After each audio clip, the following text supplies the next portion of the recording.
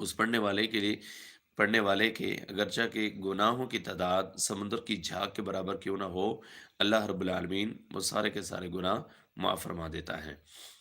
تو سبحان اللہ، یہ بہت بڑا عمل ہے، تو یہ پڑھنا چاہیے۔ اور اس کے بعد پھر اللہ کے نبی صلی اللہ علیہ وسلم آیت الکرسی پڑھا کرتے تھے۔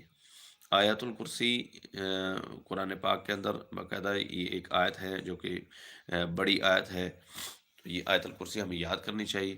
اللہ لا الہ الا هو الحی القیوم لا تأخذہ سنۃ ولا نوم له ما فی السماوات وما فی الارض من ذا الذی یشفع عنده الا باذنہ یعلم ما بین ایدیہم وما خلفہم ولا یحیطون بشیء من علمہ الا بما شاء وسع کرسیہ السماوات والارض ولا یؤودہ حفظہما وهو العلی العظیم۔ تو یہ آیت الکرسی ہمیں پڑھنی چاہیے۔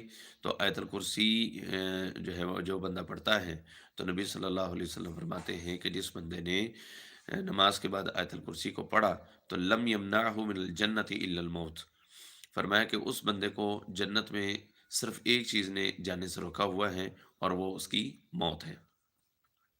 مطلب یہ ہے کہ انسان فوت ہو اور اس کے فوت ہونے کے ساتھ ہی وہ جنت میں چلا جائے گا اگر وہ نماز کے بعد آیت الکرسی پڑھتا ہے۔ اس کے بعد پھر اذکار ہیں جو کہ صبح کے اذکار ہیں، مارننگ اذکار ہیں، وہ ہمیں پڑھنے چاہیے۔ اس میں اللہ کے نبی صلی اللہ علیہ وسلم سبحان اللہ و بحمدہ 100 مرتبہ پڑھتے تھے، اور اس کے بارے میں ایک علیحدہ سے روایت آتی ہے صحیح مسلم کے اندر کہ نبی صلی اللہ علیہ وسلم نے فرمایا من قال سبحان اللہ و بحمدہ 100 مرہ، فرمایا کہ جس بندے نے 100 مرتبہ پڑھا سبحان اللہ و بحمدہ، تو فرمایا غفرت خطایاہ و ان کانت مثل زبد البحر، اس بندے کے بھی گناہوں کی تعداد سمندر کی جھاگ کے برابر کیوں نہ ہو، اللہ تعالیٰ معاف فرما دیتے ہیں۔ تو سبحان اللہ و بحمدہ یہ 100 مرتبہ پڑھنا چاہیے، اور اسی طرح استغفر اللہ و اتوب الیہ یہ 100 مرتبہ اللہ کے نبی صلی اللہ علیہ وسلم پڑھا کرتے تھے۔ تو یہ صبح کے ہمارے اذکار میں ہے۔ تو نبی علیہ الصلوۃ والسلام کے بارے میں ایک حدیث بھی آتی ہے، آپ فرماتے ہیں انی لاستغفر اللہ فی الیوم 100 مرہ، نبی علیہ الصلوۃ والسلام فرماتے ہیں کہ میں ایک دن میں 100 مرتبہ استغفار کرتا ہوں۔ اور ایک اور روایت کے اندر ہے انی لاستغفر اللہ فی الیوم 70 مرہ، کہ میں ایک دن میں 70 مرتبہ اللہ رب العالمین سے اپنے گناہوں کی معافی مانگتا ہوں۔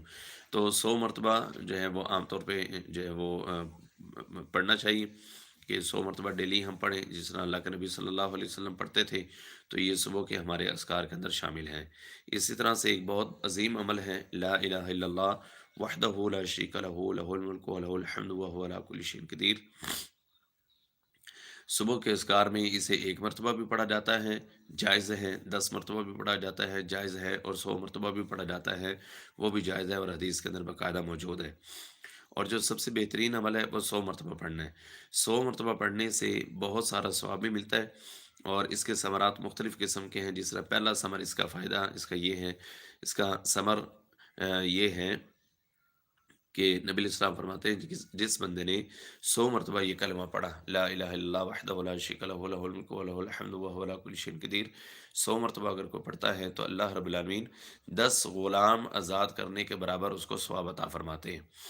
10 غلام آزاد کرنے کے برابر اسے ثواب مل جاتا ہے۔ چونکہ ہمارے اس معاشرے کے اندر تو غلام ہے نہیں، تو لہٰذا یہ کلمات پڑھنے سے ہی ہم 10 غلاموں کو آزاد کرنے کے برابر اللہ سے اجر کے طالب بن سکتے ہیں۔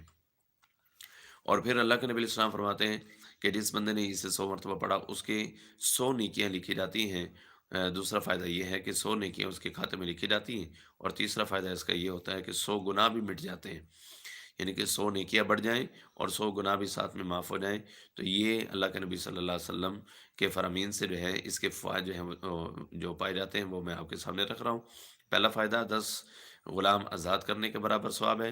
دوسرا فائدہ 100 نیکیاں اضافی طور پر ملتی ہیں۔ تیسرا فائدہ 100 گناہ بھی اللہ تعالیٰ مٹاتا ہے۔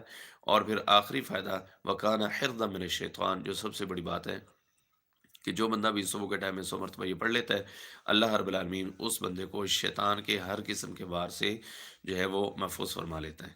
تو یہ صبح کے اذکار ہیں، انشاءاللہ ڈیلی کوئی نہ کوئی بات آپ کے ساتھ میں شیئر کیا کروں گا صبح فجر کی نماز کے بعد۔ اللہ سے دعا ہے اللہ ذو الجلال اعمال صالحہ کرنے کی توفیق عطا فرمائے، ہم سب سے راضی ہو جائے۔ السلام علیکم ورحمۃ اللہ وبرکاتہ۔